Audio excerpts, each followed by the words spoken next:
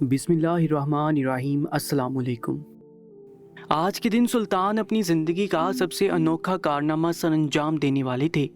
ये कारनामा सरअंजाम देने के लिए उन्हें अपना शाही लिबास और अपनी शाही पहचान एक तरफ को रखनी पड़ रही थी।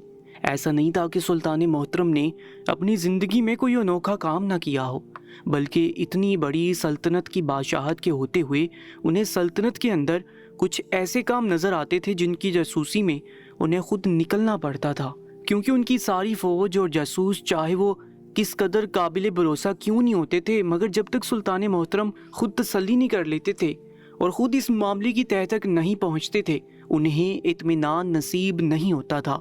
आज भी वो ऐसे ही किसी मिशन पर निकले थे। उन्हें लगता था कि अगर ये काम वो खुद नहीं करेंगे तो कोई भी नहीं कर पाएगा, इसलिए एहतियात को मलहूज़े खातिर रखते हुए वो इधर उधर भी देख रहे थे ताकि कोई उन्हें गलती से भी पहचान न ले। उन्होंने अपना हुलिया 20-22 साल के कमसन नौजवान जैसा बना रखा था और इस हुलिये को बनाने के लिए उन्होंने बहुत ज़्यादा मेहनत की थी और मलिका की मदद भी ली थी, क्योंकि ये कारनामा जो सुल्तान मोहतरम आज सरअंजाम देने वाले थे ये मलिका आलिया के जहन की इख्तिज़ा थी, वरना सुल्तान मोहतरम तो ऐसा काम करने की सोच भी नहीं सकते थे। वो तो सीधा मुजरिम को सज़ा देने पर तुले हुए थे। मगर मलिका आलिया ने उन्हें मशवरा दिया था कि शायद जो आप सोच रहे हैं वैसा कुछ ना हो, क्योंकि बाज़ दफ़ा जो चीज़ हमें नज़र आती है, हम जो चीज़ ज़ाहरी आंखों से देखते हैं, हकीकत में वो चीज़ बहुत ही ज़्यादा मुख्तलिफ होती है, बल्कि उसका मुतज़ाद होती है और हमें चौंकने पर मजबूर कर देती है। इसलिए मेरा मशवरा है कि आप खुद एक दफ़ा जाकर सारा तमाशा देख लें, बिल्कुल अपनी आंखों से। मगर मसला ये था कि सुल्तान मोहतरम चले तो जाएंगे, मगर वो एक कमसन नौजवान कैसे नजर आएंगे। और ये भी मलिका आलिया के बाएं हाथ का खेल था। उन्होंने सुल्तान मोहतरम के बाल एक ख़ास किस्म की जड़ी बूटी से रंग दिए, जिसकी वजह से सफ़ेद बाल बिल्कुल स्याह रंग के बालों में बदल गए। इसके अलावा मलिका आलिया ने उनके लिए एक ऐसा लिबास तैयार करवाया था जिसे पहनकर सुल्तान मोहतरम बिल्कुल नौजवान नजर आते और अपनी उम्र से 20 साल कम दिखते। उन्हें मलिका आलिया की दनाई पर बहुत ज़्यादा फ़ख्र था। मलिका आलिया जैसा दिमाग किसी भी औरत के पास नहीं था। जब उन्होंने वो लिबास ज़ेब-ए-तन किया और इस खुफिया काम के लिए निकलने की तैयारी करने लगे तो वो लिबास उन पर बहुत ज़्यादा जच रहा था। मलिका आलिया कुछ लम्हे उन्हें देखकर मुस्कुराए जा रही थी। कह रही थी कि मैंने आपकी उम्र को 20-20 साल घटा दिया है, आप तो फिर से जवान हो गए हैं, चाहे तो एक शादी मजीद कर सकते हैं। जिस पर सुल्तान मोहतरम मलिका की शरारत पर जवाबन मुस्कुरा दिया और कहा कि मशवरा बुरा नहीं है, मगर इसके लिए आपको मेरा दिल भी बदलना पड़ेगा, क्योंकि ये दिल तो सिर्फ और सिर्फ आपके लिए मुख्तिस है और किसी की गुंजाइश इसमें नहीं निकल सकती, कम अज़ कम इस उम्र में तो नहीं। मलिका आलिया एक अदा से शर्माई थी, फिर उन्हें रुखसत करते हुए उनके कान में एक सरगोशी की, जिसे सुनकर सुल्तान मोहतरम ने सर को खम दिया और मलिका आलिया के हुजरे से निकलकर वहाँ जाने लगी जहाँ पर बहुत सारे नौजवान कितारों में खड़े थे।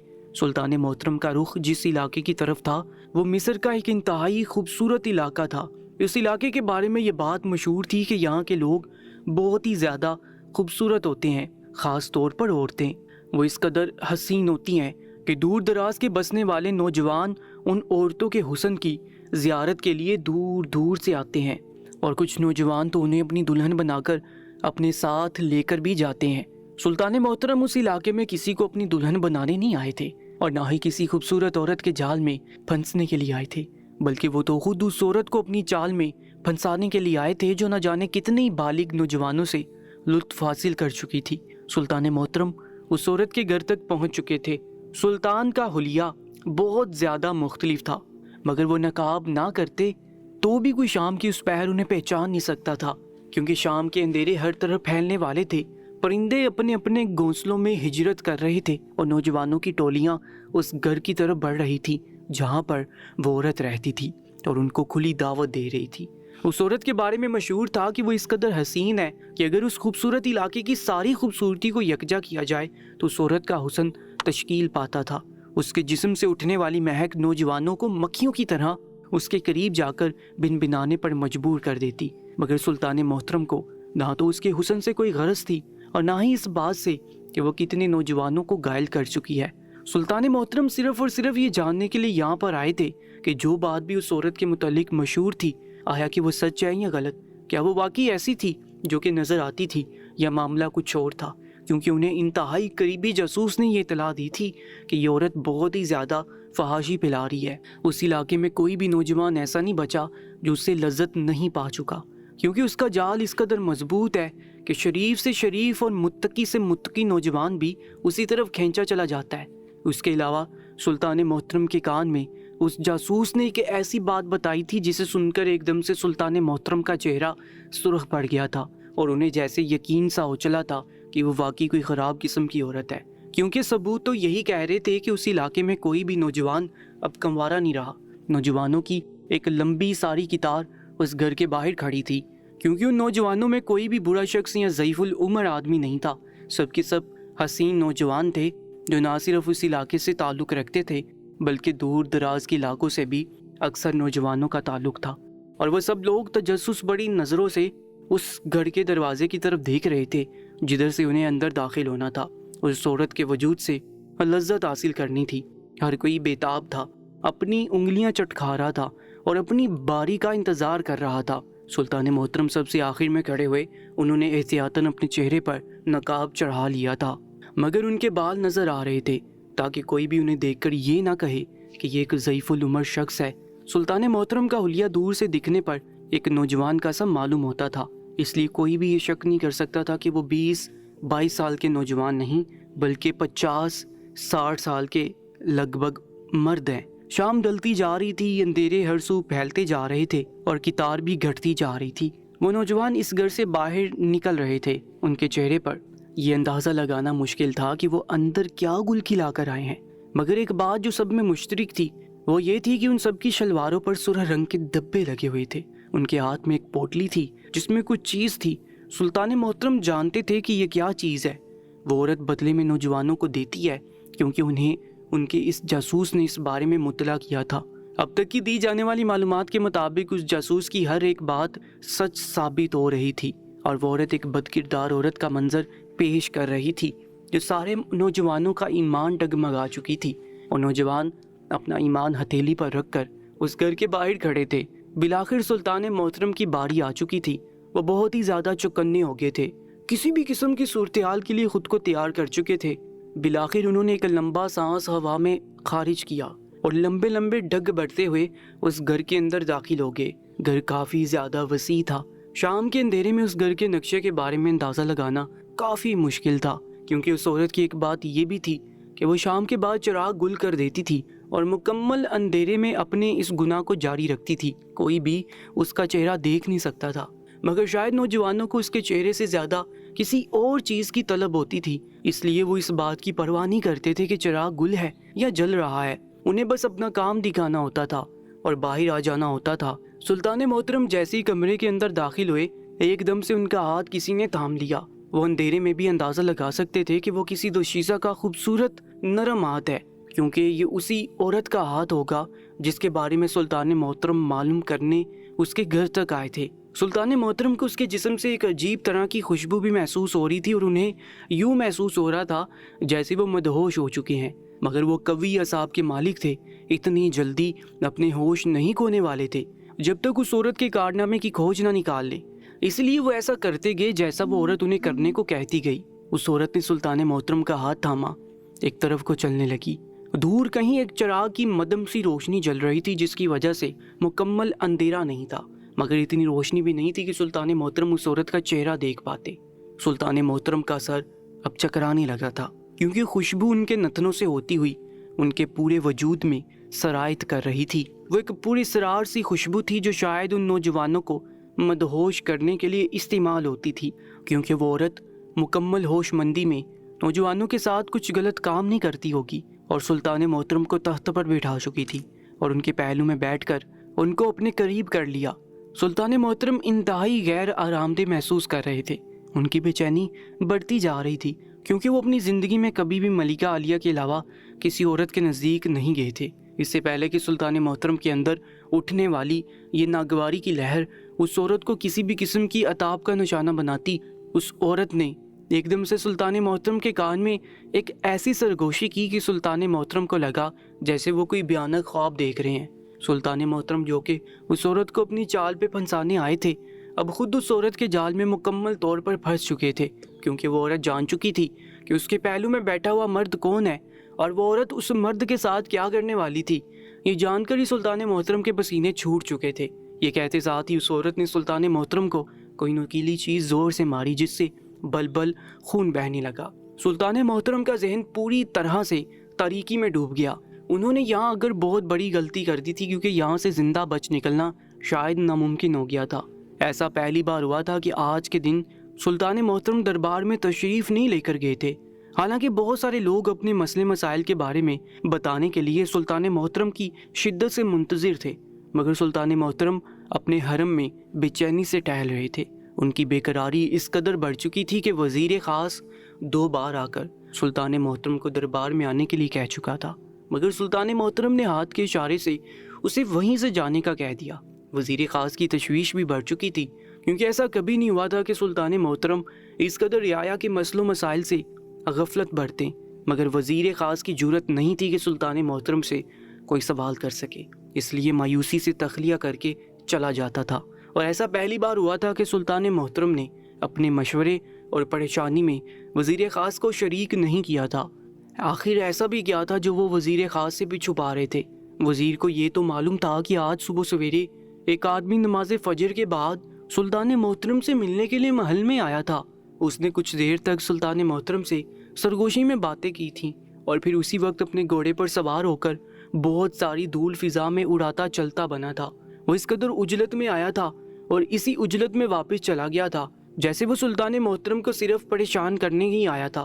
اس کے بعد سے سلطان محترم محل کے اندر ٹہل رہے تھے، وہ کسی بھی کام میں دلچسپی نہیں دکھا رہے تھے، اور جب معمول کے مطابق دربار لگ چکا تھا اور سوالی جوک در جوک دربار کے اندر اپنے نئی مسئلے مسائل لے کر سلطان محترم کی خدمت میں حاضر ہو چکے تھے اور اس کا انتظار کرنے لگے تھے کہ کب وہ آئے اور کب کوئی نہ کوئی حل پیش کرے، مگر سلطان محترم تو خود ہی شاید کسی پیچیدہ سے مسئلے میں الجھے ہوئے تھے۔ ان کے چہرے سے فکرمندی صاف چھلک رہی تھی۔ وزیر خاص 2-3 بار سلطان محترم کو بلانے کے لیے جا چکے تھے، مگر سلطان محترم اسے باہر سے بھگا دیتے۔ وزیر خاص کو مایوسی ہوئی تھی کہ اہم سے اہم مسئلے میں سلطان محترم وزیر خاص سے مشاورت کرنے والے آج کیوں ہچکچا رہے ہیں۔ صبح سے دوپہر ہو گئی اور دوپہر سے شام، لوگ مایوسی سے دربار سے واپس لوٹ چکے تھے۔ ان کے دلوں میں تشویش کی لہر تھی کہ آخر سلطان محترم کون سی پریشانی میں گرفتار ہیں کہ ان کی پریشانی کو دور نہیں کر پائے۔ مصر کی گلیوں بازاروں میں یہ چہمگوئیاں ہونے لگی تھیں کہ سلطان محترم شاید کسی بہت ہی بڑی پریشانی میں گرفتار ہو گئے ہیں، اس لیے آج کے بعد وہ کسی کا مسئلہ نہیں سنیں گے، بلکہ پہلے اپنی پریشانی کا حل ڈھونڈیں گے۔ اور لوگ اس بات پر حیران ہوئے تھے کہ اس سے اگلے دن سلطان محترم کسی کو بھی اطلاع دیے بغیر بن بتائے اپنے گھوڑے پر اکیلے سوار ہو کر نہ جانے کہاں کو نکل گئے تھے، اور انہوں نے اپنا حلیہ اس قدر انوکھا کیوں بنا رکھا تھا؟ یوں لگ رہا تھا جیسے وہ دوبارہ سے صحرا سجانے کے چکروں میں ہوں، کیونکہ وہ بالکل 20-22 سال کے نوجوان لگ رہے تھے۔ ہر انسان کی سلطان محترم کے بارے میں ایک الگ پیشین گوئی تھی، اور یہ باتیں مصر کی فضا میں جیسے رچ بس گئی تھیں اور ایک کان سے دوسرے کان میں خود بخود ہی چلی گئی تھی کہ ضرور کچھ بہت انوکھا ہونے والا ہے۔ سلطان محترم کے جانے کے بعد وزیر خاص، جو کہ بے چینی سے سلطان محترم کی سرگرمیوں کو بغور دیکھ رہے تھے مگر پوچھنے کی جرأت نہیں کر سکتے تھے، انہیں اس بات کا یقین تھا کہ سلطان محترم صرف ایک شخص کو اپنی بات شیئر کریں گے یا کر چکے ہوں گے، اور ان کے مشورے کے بغیر تو وہ کبھی بھی اکیلے نہیں جا سکتے۔ یہ وزیر خاص دعوے سے کہہ سکتے تھے، اس لیے وہ محل کے اندر داخل ہوئے۔ حرم میں جانے لگے کہ کنیزوں نے ان کا راستہ روک لیا۔ وزیر خاص کہنے لگے، مجھے ملکہ عالیہ سے بہت ہی زیادہ ضروری بات کرنی ہے، مجھے ان کی رہنمائی درکار ہے، تم جاؤ اور ان کو مہمان خانے میں بلا کر لاؤ، میں وہیں پر بیٹھا ان کا انتظار کروں گا۔ یہ کہہ کر وزیر خاص مہمان خانے کی طرف چل دیے۔ ملکہ عالیہ وزیر خاص کی بہت زیادہ عزت کرتی تھی، کیونکہ وزیر خاص سلطان محترم کے ساتھ رہتے ہوئے ایک زمانہ گزر چکا تھا۔ وزیر خاص اور سلطان محترم کا ساتھ ملکہ عالیہ اور سلطان محترم کے ساتھ سے کہیں زیادہ پرانا تھا، اور ملکہ عالیہ اس بات سے بخوبی واقف تھی کہ وزیر خاص کی مشاورت اور اہمیت بہت زیادہ ہے۔ تھوڑی دیر کے بعد ملکہ عالیہ مہمان خانے میں داخل ہوئیں۔ وزیر خاص ایک دم سے اٹھ کر ادب سے سر جھکائے ملکہ عالیہ کے آگے کھڑے ہوئے، کہنے لگے، ملکہ عالیہ، آپ جانتی ہیں کہ میں سلطان محترم کا کس قدر وفادار وزیر ہوں، اور کبھی بھی آج تک انہیں کوئی غلط مشورہ نہیں دیا اور نہ ہی کسی معاملے میں ان سے جھوٹ بولا ہے۔ اور میں اسی بات کی توقع رکھتا ہوں کہ مجھے بھی سب کچھ سچ سچ بتایا جائے، کیونکہ یہ میرا حق ہے میں سلطان محترم کی جان کی حفاظت اپنی جان سے بڑھ کر کروں۔ اگر تو ان کی جان کو کوئی خطرہ ہے تو میں اس کے بارے میں پہلے ہی جاننا چاہوں گا اور اس کے متعلق تدبیر کرنا چاہوں گا۔ اس لیے آپ کو مجھے اس راز میں شریک کرنا ہوگا کہ آخر سلطان محترم کل سے اس قدر بے چین کیوں ہیں، اور ایسے پہلی بار کیوں ہوا ہے، اور وہ کسی بھی درباری کا سوال سنے بغیر چپ چاپ خاموشی سے دربار سے رخصت ہو کر کہیں چلے گئے ہیں، یوں جیسے کسی سفر پر روانہ ہو چکے ہیں۔ ملکہ عالیہ تحمل سے وزیر خاص کی بات سنتی رہی، پھر مسکرا کر گویا ہوئی کہ وزیر خاص میں جانتی ہوں آپ ایک قابل بھروسہ وزیر ہیں، آپ نے کبھی بھی سلطان کے اعتماد کو ٹھیس نہیں پہنچائی، مگر بات ہی کچھ ایسی ہے کہ وہ کسی کو بھی اس راز میں شریک نہیں کرنا چاہتے تھے جب تک کہ خود بات کی تہہ تک نہ پہنچ جائیں۔ انہوں نے صرف اور صرف میری ذات سے مشورہ کیا تھا اور میں نے بھی ان کو یہی مشورہ دیا کہ وہ خود وہاں جائیں اور پوری صورتحال کا جائزہ خود لیں۔ مگر آپ اگر پوچھ ہی رہی ہیں تو میں آپ کو بتا دیتی ہوں کہ سلطان محترم مصر کے ایک چھوٹے سے علاقے اخزن کی طرف روانہ ہوئے ہیں۔ اس علاقے میں ایک ایسی عورت رہتی ہے جو اپنی خوبصورتی میں بہت بڑھ کر ہے اور اسے بہت ہی زیادہ ناجائز استعمال کرتی ہے، کیونکہ قبیلہ اخزن میں رہنے والا سلطان محترم کا جاسوس خاص کل یہی خبر دینے سلطان محترم کو آیا تھا کہ یہ مسئلہ اس قدر گمبھیر ہے کہ سلطان محترم کی توجہ کا طالب ہے۔ شہر اخزن میں کوئی بھی ایسا نوجوان نہیں بچا جو کہ اس عورت سے اپنی شہوت پوری نہ کر چکا ہو، یا وہ عورت اس نوجوان کو اپنے جال میں پھنسا نہ چکی ہو۔ روز نوجوانوں کی ٹولیاں اس عورت کے گھر کی طرف روانہ ہوتی ہیں، اور یہ جرم اس قدر کھلے عام اور سرے عام کیا جا رہا ہے کہ کوئی بھی اسے روکنے ٹوکنے والا نہیں۔ وہ نوجوان لڑکے جو اس عورت کے پاس اپنے دل کے ہاتھوں اور اپنے نفس کے ہاتھوں مجبور ہو کر اس عورت کے در پر جاتے ہیں، وہ جب واپس پلٹتے ہیں تو بہت ہی بہکے سے ہوتے ہیں۔ وہ عورت ہر نوجوان کے ہاتھ میں ایک پوٹلی تھماتی ہے جس میں 5 چاندی کے سکے ہوتے ہیں، اور ان سب نوجوانوں میں ایک بات مشترک ہوتی ہے کہ ان کے کپڑوں پر جا بجا گندگی اور غلاظت لگی ہوتی ہے، جو اس بات کا ثبوت دیتی ہے کہ اس سے اپنی شہوت پوری کر کے لوٹے ہیں۔ اگر یہی حال رہا تو مصر کا شاید کوئی بھی نوجوان ایسا نہیں بچے گا جو کہ اس عورت کی چال سے محفوظ رہ سکے، کیونکہ جو بھی نوجوان یہ بات سنتا ہے کہ وہ عورت کس قدر کھلے عام سب کو دعوت دے رہی ہے، وہ اپنے دل کے ہاتھوں مجبور ہو کر قبیلہ اخزن کی طرف چلا جاتا ہے اور اپنا ایمان گنوا کر آ جاتا ہے۔ اس لیے اس عورت کو پکڑنا انتہائی ضروری ہے۔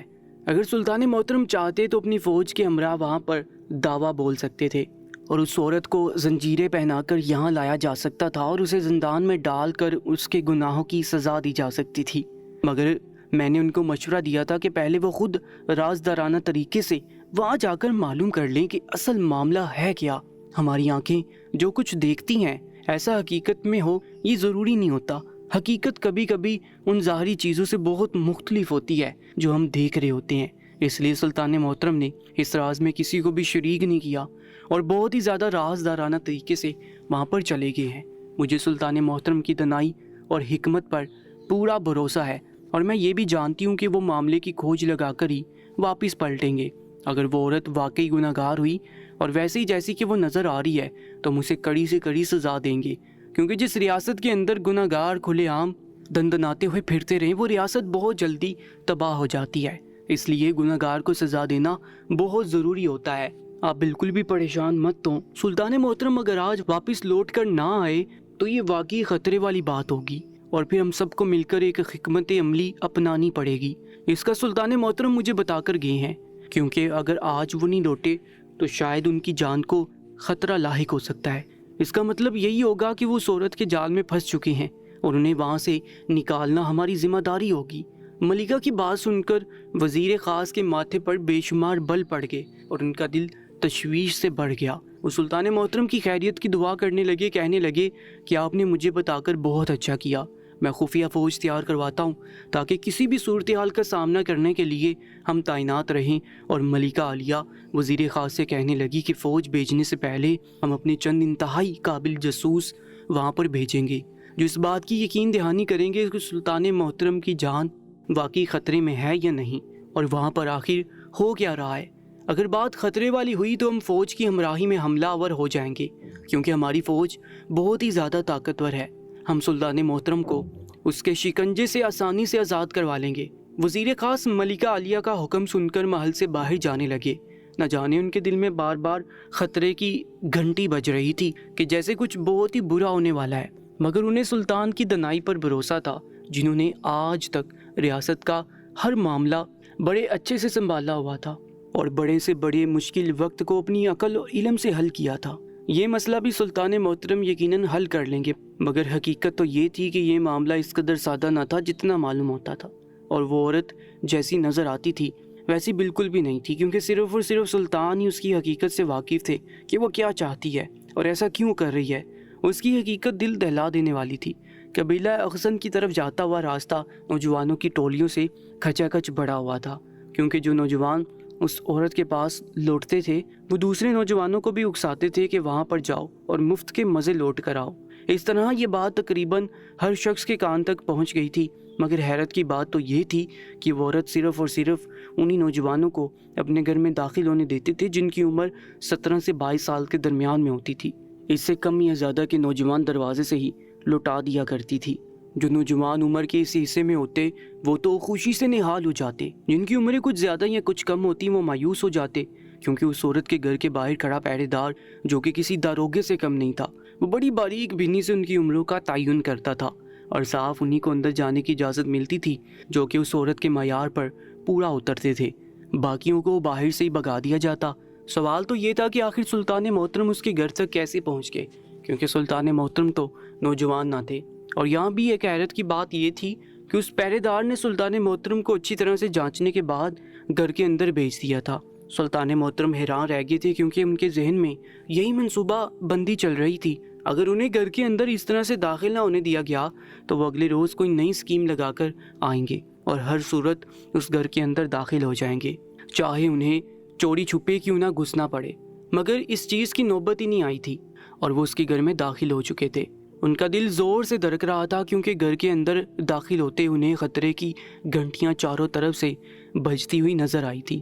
انہیں وہ عورت بالکل بھی عام نہ لگی تھی۔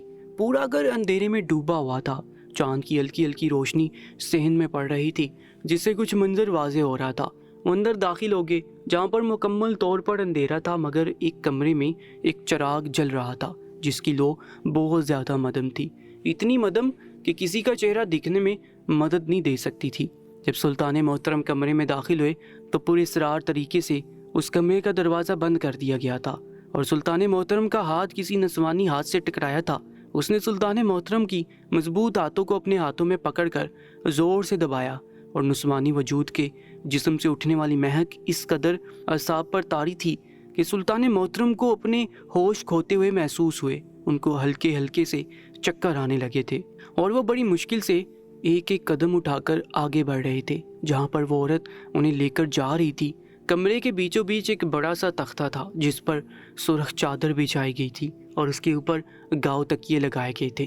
اس عورت نے سلطان محترم کو وہاں پر بٹھا دیا اور خود سلطان محترم کے پہلو میں جا کر چپک کر بیٹھ گئی۔ اس کا ہاتھ ابھی تک سلطان محترم کے ہاتھ میں تھا۔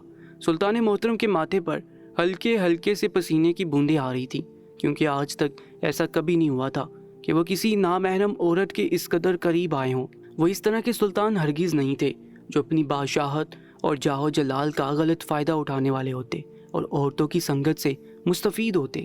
ان کے لیے صرف اور صرف ملکہ عالیہ ہی کافی تھی، جن کی محبت کا وہ ہر دم دم بھرتے تھے اور جن کے مشورے پر وہ اس عورت سے اکیلے میں ملنے چلے آئے تھے۔ اس سے پہلے کہ سلطان محترم اس عورت سے کوئی بھی سوال کرتے یا کوئی بھی بات کرتے، اس عورت نے سلطان محترم کے کان میں ہلکی سی سرگوشی کی، جسے سن کر سلطان محترم کے پورے بدن کے بال کھڑے ہو گئے اور انہیں یقین ہو گیا کہ وہ بہت بڑی چال میں پھنس چکے ہیں۔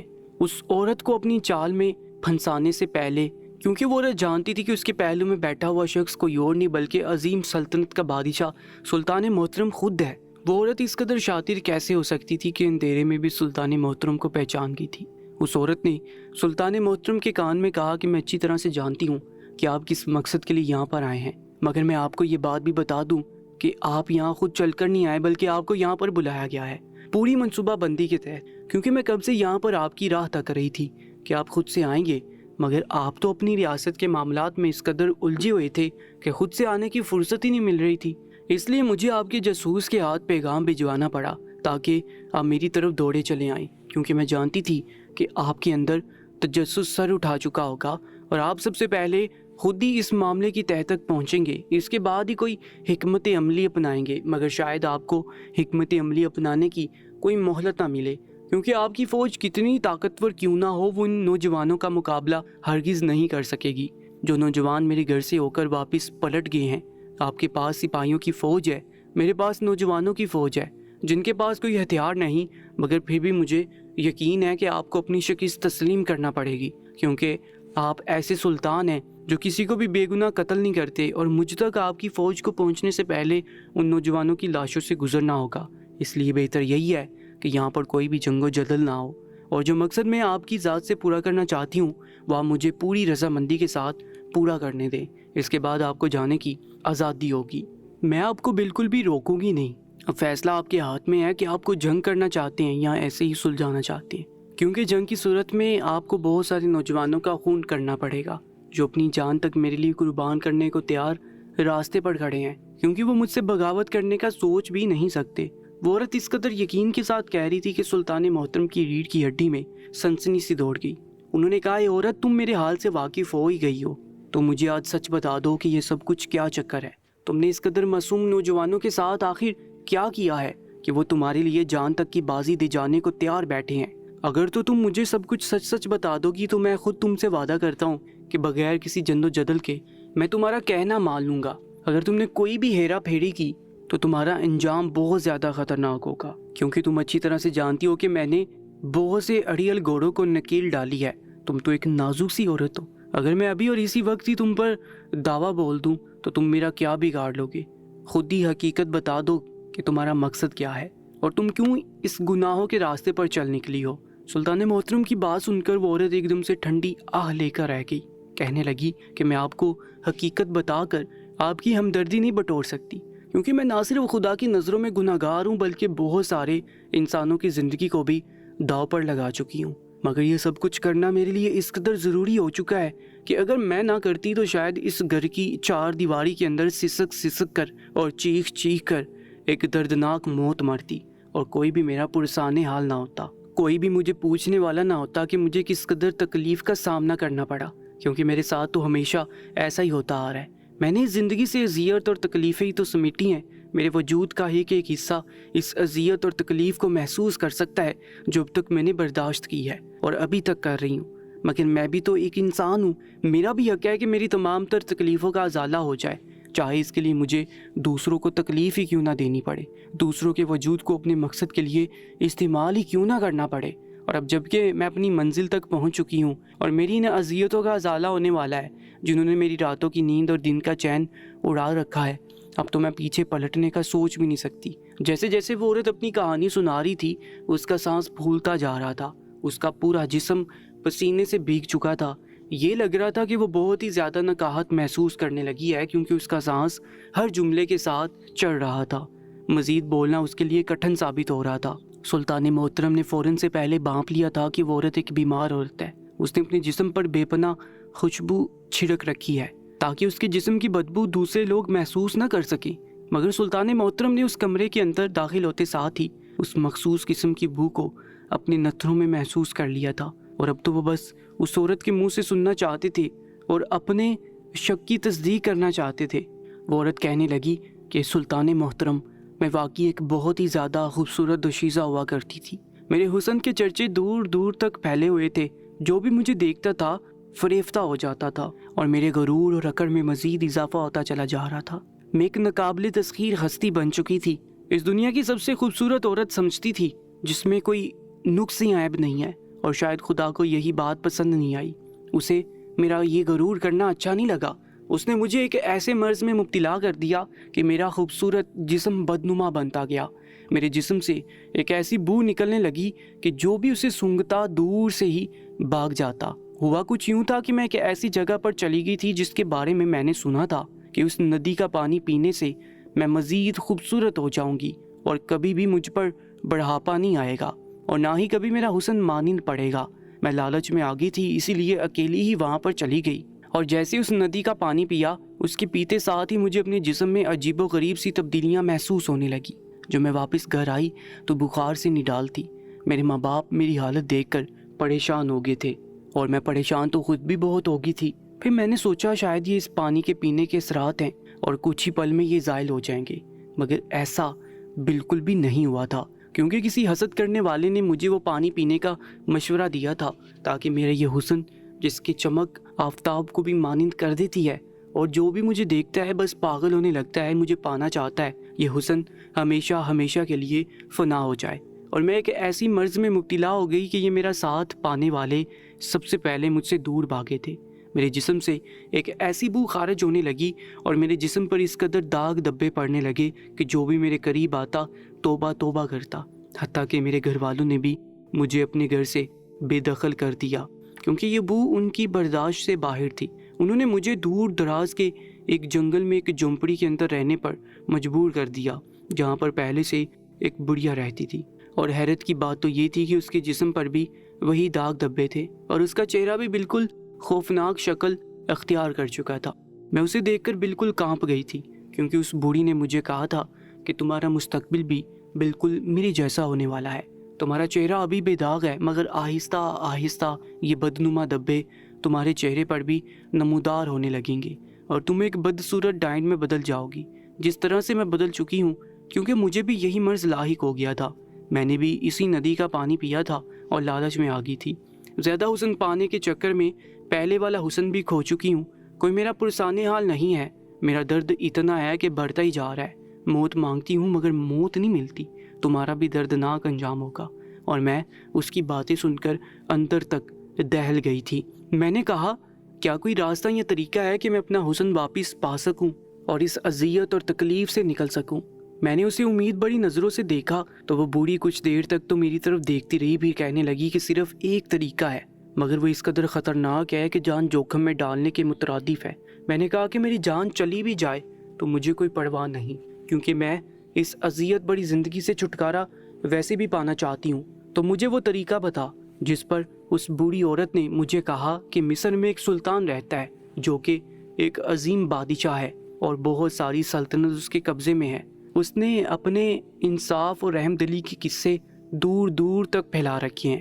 مجھے ایک حکیم نے بتایا کہ اگر سلطان محترم کے جسم سے 2 پیالے خون پی لوں گی تو تمہاری کوڑی جیسی مرض ختم ہو جائے گی، مگر میں تو اس تک پہنچ ہی نہیں سکی تھی۔ مگر تم ایسا کر سکتی ہو تو تمہاری جان بچ سکتی ہے۔ اور اس بوڑھی عورت کی بات سن کر میں نے ٹھان لیا تھا کہ میں مصر ضرور جاؤں گی اور اس سلطان محترم کو پہلے اپنے جال میں پھنساؤں گی، اپنے پاس بلاؤں گی اور پھر اس کے جسم سے 2 پیالے خون کے طلب کروں گی۔ میں اپنا حسن پانے کے لیے کسی بھی حد تک جا سکتی تھی، اس لیے میں کافی عرصے سے اس گمنام سی بستی میں آ کر بس گئی ہوں۔ میں جانتی ہوں کہ آپ اپنی رعایا کے مسئلے مسائل حل کرنے کے لیے دوسری بستیوں کا بھی رخ کرتے رہتے ہیں، اور آپ نے ہر جگہ اپنے مخصوص جاسوس چھوڑ رکھے ہیں، جہاں پر بھی کوئی غلط کارروائی دیکھیں مجھے اطلاع کریں۔ اس لیے میں نے یہ سارا کھیل رچایا تاکہ آپ مجھ تک پہنچ سکیں اکیلے میں، کیونکہ میں یہ بھی پتہ کروا چکی ہوں کہ آپ سب سے پہلے مسئلے کی تہہ تک پہنچنے کے لیے خود وہاں پر جاتے ہیں، اور میرا مقصد بھی آپ کو اکیلے ہی یہاں پر بلوانا تھا اور وہ پورا ہو چکا ہے۔ سلطان محترم اس کی یہ کہانی سن کر حیران ہو گئے تھے۔ وہ کیا سمجھے تھے اور آگے سے کیا نکلا تھا؟ وہ تو یہی سمجھے تھے کہ یہ عورت ایک بدکار ہے، بہت سارے مردوں کو اس گناہ میں گندا کر رہی ہے، مگر وہ ایک بیمار عورت تھی اور اس نے ایک ایسی چال چلی تھی کہ سلطان محترم خود بخود ہی اس کے داؤ میں پھنس چکے تھے۔ اس سے پہلے کہ وہ اپنا خنجر نکالتی تاکہ ان کا خون نکال لیتی، سلطان محترم کہنے لگے کہ ٹھہرو ذرا، پہلے مجھے ایک اور سوال بھی تم سے کرنا ہے، اس کے بعد تم میرا 2 کی بجائے 3 پیالے خون نکال لینا، مجھے کوئی اعتراض نہیں۔ اگر میرے خون سے تم واپس اپنی زندگی پا سکتی ہو تو میں تمہیں اپنا خون دینے کو تیار ہوں، مگر اس سے پہلے مجھے یہ تو بتاؤ کہ ان نوجوانوں کا کیا چکر ہے، تم ان کے ساتھ کیا کرتی ہو کہ وہ تمہارے اسیر ہو جاتے ہیں اور تمہارے لیے لڑنے مرنے پر تلے ہوئے ہیں۔ سلطان محترم کی بات سن کر وہ کچھ لمحے تو سوچتے ہوئے نظروں سے ان سلطان کو دیکھنے لگی، پھر کہنے لگی کہ میں نے ان نوجوانوں کے ساتھ کبھی بھی کوئی غلط کام نہیں کیا، میں تو بس یہ افواہ پھیلائی تھی کہ جو بھی نوجوان میرے ساتھ آ کر ایک رات کے چند حسین لمحے گزارے گا میں اسے بدلے میں انعام بھی دوں گی اور اس کی رات کو رنگین بھی کروں گی۔ اور یہ لالچ اس قدر بڑا تھا کہ مصر شہر کے سارے نوجوان قطار در قطار میرے گھر کی طرف آنے لگے تھے، مگر جب بھی وہ میرے گھر میں داخل ہوتے، میرے پاس آتے، تو میں انہیں ایک مخصوص قسم کا مشروب پلاتی جسے پی کر وہ بہکنے لگتے۔ انہیں لگتا کہ میں نے ان کے ساتھ ساری رات بدکاری کی ہے۔ ان کے کپڑوں پر کچھ ثبوت کے طور پر خون کے چھینٹے لگا دیتی۔ एक पोटली के अंदर चंद सिक्के डालकर उन्हें थमाते हुए कहती कि अगर कभी भी मुश्किल वक्त में मुझे तुम लोगों की ज़रूरत पड़ी तो तुमने मेरा साथ देना है, और इसके बदले में मैं तुम्हें हमेशा के लिए अपनी ज़िंदगी में शामिल कर लूँगी। और वो खुशी खुशी चले जाते। मेरे जिस्म की बदबू उनके नथनों से नहीं टकराती, क्योंकि मैंने अपने जिस्म पर एक ख़ास किस्म की खुशबू छिड़की हुई है जिससे वो बदबू ख़त्म हो गई है और हर कोई उसे सूंघ नहीं सकता। मैंने आपको ये सारी सच्चाई इसलिए बताई क्योंकि मैं भी मामला जंगो जदल के बगैर हल करना चाहती हूँ। मुझे अपनी ज़िंदगी से बढ़कर कुछ भी अजीज़ नहीं है, और हर इंसान को हक हासिल है कि वो अपनी ज़िंदगी को बचाने के लिए किसी भी हद तक गुजर जाए। जैसी कीमती चीज़ सिर्फ़ एक बार मिलती है और हुस्न और जवानी भी एक बार मिलता है, मैं उन दोनों को नहीं खोना चाहती। ये कहते साथ ही उसकी आंखों से आंसू जारी हो गए। सुल्तान मोहतरम को जैसे उस पर तरस आया था, मगर जो भी उसने काम किया था वो सरासर गलत था। सुल्तान मोहतरम कहने लगे कि अगर तुम सीधा सीधा मेरे महल में आ जाती, ये डोंग रजाए बगैर मेरे खून का मुतालबा करती, तो मैं तुम्हें बगैर कोई सवाल किए अपना खून पेश कर देता। मगर जो तुमने किया है वो गलत काम है। तुमने बहुत सारे नौजवानों के ईमान डगमगाए हैं। चाहे तुमने उनके साथ कोई गलत काम नहीं किया, मगर फिर भी ये जिना के ज़िम्मे में आता है।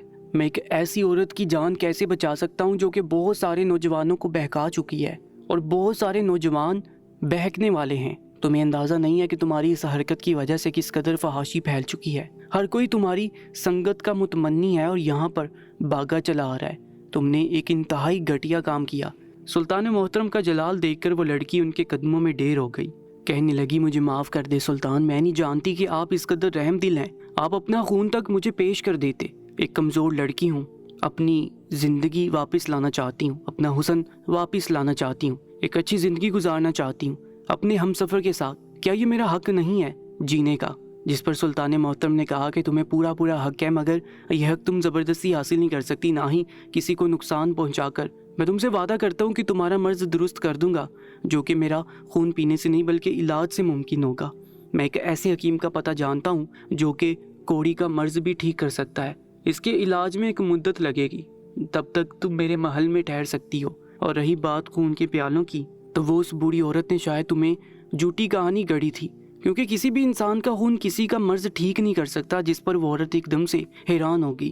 कहने लगी, अगर आप मेरा मर्ज़ ठीक करवा सकते हैं तो मैं सारी ज़िंदगी आपकी कनीज़ की हैसियत से गुजार दूंगी, आपकी खिदमतगारी में गुजार दूंगी। आप जो भी सज़ा देना चाहें मुझे अपने जुर्म की सज़ा दे दीजिएगा, मगर इसके बाद मैं आपको हमेशा अपना मोहसिन समझूंगी। सुल्तान मोहतरम उसकी बात सुनकर कहने लगे कि इससे पहले मेरे जासूस और सिपाही यहाँ आए और तुम्हें पकड़ कर ले जाएं, उठो और मेरे साथ घोड़े पर बैठो अभी, और इसी वक्त यहाँ से लेकर जाता हूँ।